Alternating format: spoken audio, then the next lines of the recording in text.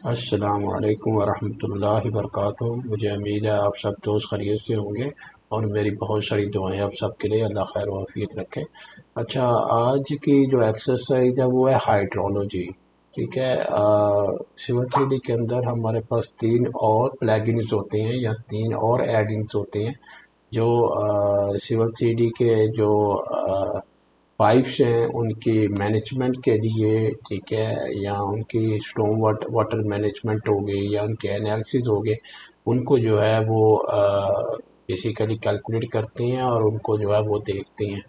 तो वो कौन से तीन जो है सॉफ्टवेयर, सबसे पहले तो हम ये स्टडी कर लेते हैं कि हाइड्रोलॉजी का काम क्या होता है और सिविल थ्री जो मैं टूल हैं सिविल थ्री की जो इस्तेमाल है वो जो है कौन कौन से टूल है, उनसे क्या क्या चीज़ें, हम क्या क्या काम उनसे ले सकते हैं। ठीक है।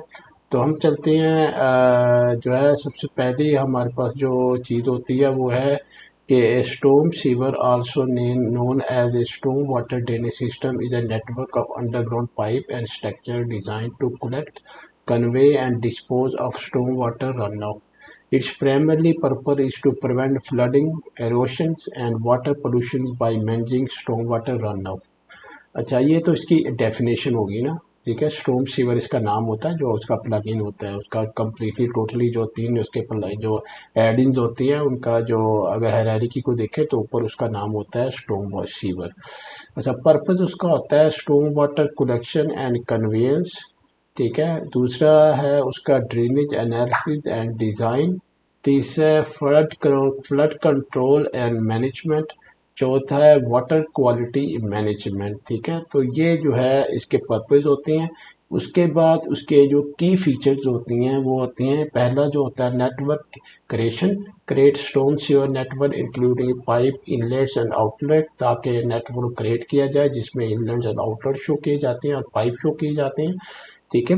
उसके बाद दूसरा है एनालिसिस, ताकि perform hydraulic and hydrologic analysis to determine flow rates, velocities and depth. तीसरा है design storm sewer system including sizing pipes, inlets and outlets. चौथा है visualise storm sewer network in 2D and 3D. अच्छा, उसके component कौन कौन से होते हैं। ठीक है। उसके कंपोनेंट होते हैं आपके पास पाइप्स आ गए, इनलेट्स आ गए, आउटलेट्स आ गए, स्ट्रक्चर्स आ गए। पाइप में है represent storm sewer pipe including diameter, material and slope. Inlets के अंदर represent storm water inlets including catch बेसन।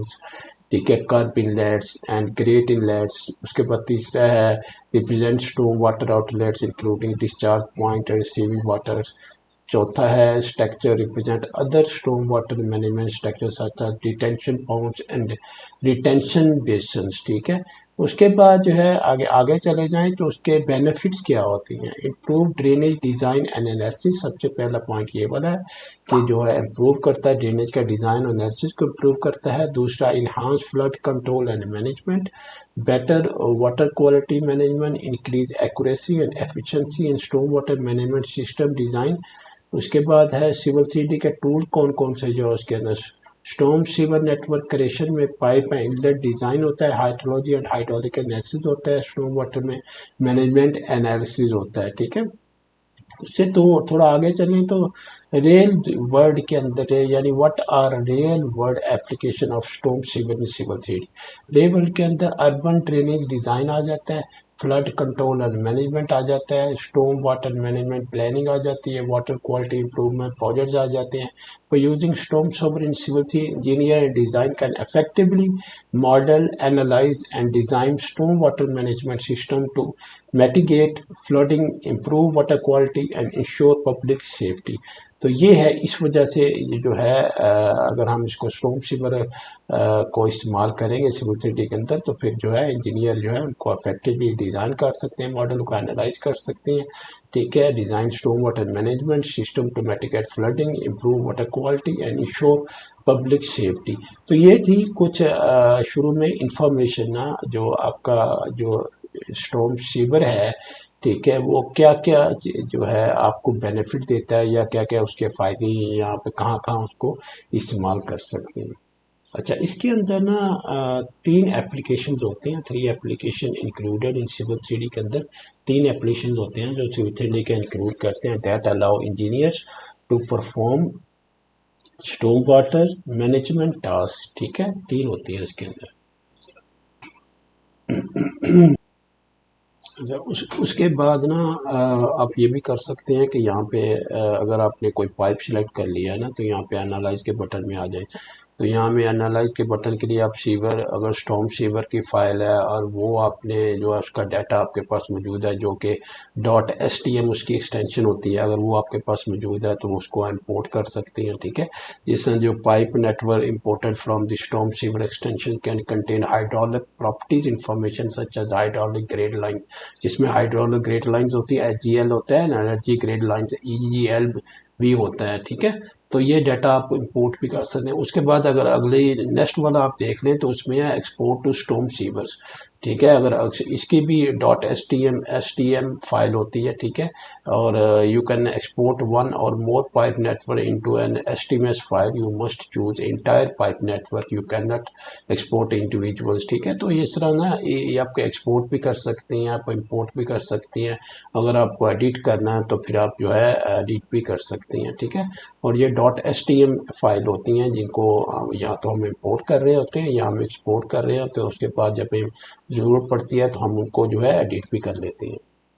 इसी तरह आप जब जो है इनको कैलकुलेट कर रहे होते हैं तो यहाँ आपके पास ना रन का भी आ रहा होता है। ठीक है, अगर रन का बटन देगा तो हाइड्रोफ्लो जो एक्सप्रेस होता है वो आपका ग्राफ को डिस्प्ले करेगा, ग्राफ डिस्प्ले कर देगा, ग्रेडिंग डिस्प्ले कर देता है, कर्व डिस्प्ले कर देता है, ऑन स्क्रीन जो है रिपोर्ट्स एंड प्रिंटेड जो है रिपोर्ट्स, आप बाद में जाके उनको रिपोर्ट्स को प्रिंट भी कर सकते हैं। ठीक है, तो ये यानी रन में जब सारी इनपुट हर चीज़ आपने दे दी है तो फिर आपको उसके बाद ये सारी चीज़ें ना एनालिसिस जो है निकाल सकते हैं। उसके बाद जो है ना अगली आपकी जो ऑप्शन है आपके पास, सिविल सीडी में चला जाऊँ। ठीक है, सिविल सीड में चला गया और सिविल सीड में अगली जो आपकी हाइड्रोग्राफ। ठीक है, हाइड्रोग्राफ को क्लिक करें। ठीक है, तो हाइड्रोग्राफ जो आपका जो है वो क्या करता है, वो आपका डिज़ाइन डिटेंशन पॉन्ड्स जो होती हैं उनको डिज़ाइन के लिए इस्तेमाल कर रहा होता है, और वाटर शेड जो होती हैं उनको जो है उनके लिए इस्तेमाल हो रहा होता है। ठीक है, वाटर शेड्स के लिए। अच्छा, जो आपका स्टॉर्म सीवर एक्सटेंशन होती है ना, जो वो आपकी जो है ना स्टॉर्म सीवर का डिज़ाइन और एनालिसिस जो है ना उसको परफॉर्म कर रही होती है। वो किस तरह से परफॉर्म करती है, मैं जाता हूँ एनालाइज में। ठीक है, यहाँ पे जाके ना मैं यहाँ पे लंच कर लेता हूँ स्टॉर्म सीवर को। यहाँ पे देखें मेरे पास सबसे पहले तो मैं बता देता हूँ कि आपने करना क्या किस तरह से। फर्स्ट करें, मैंने पाइप सेलेक्ट की है, सिलेक्ट सिमिलर कर लिया। ठीक है, उसके बाद मैंने स्ट्रक्चर स्टैक किए, सिमिलर कर लिया। ठीक है, और उसके बाद जो है इसको मैंने एक्सपोर्ट करना है। ठीक है, तो यहाँ पे आउटपुट है, आउटपुट टैब में चले जाएं तो यहाँ पे एक्सपोर्ट टू स्टॉर्म सीवर, इसको आप क्लिक करें तो यहाँ पे आपके पास सारी चीज़ें आ जाएंगी। ओके करते, ठीक है, ओके करके उसके बाद जहाँ भी आपने रखना है, फर्स्ट करें मैं डेस्कटॉप के ऊपर रख देता हूँ। ठीक है, और इसका नाम रख देते हैं ABC। ठीक है, कोई भी नाम रख सकते हैं, अच्छी लगती है।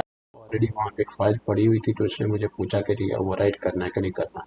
अब मैंने जाके ना एनालाइज के बटन के अंदर जाके, ठीक है, अब मैं उसको खोलता हूँ। ठीक है, अब लंच स्टॉर्म सीवर को मैंने लंच कर लिया। ठीक है, लंच करने के बाद मैंने जो है इसको खोला, ओपन प्रोजेक्ट में चले जाएं, ओपन प्रोजेक्ट में जाके देखें ABC वहाँ पे पड़ा हुआ, ओपन करें।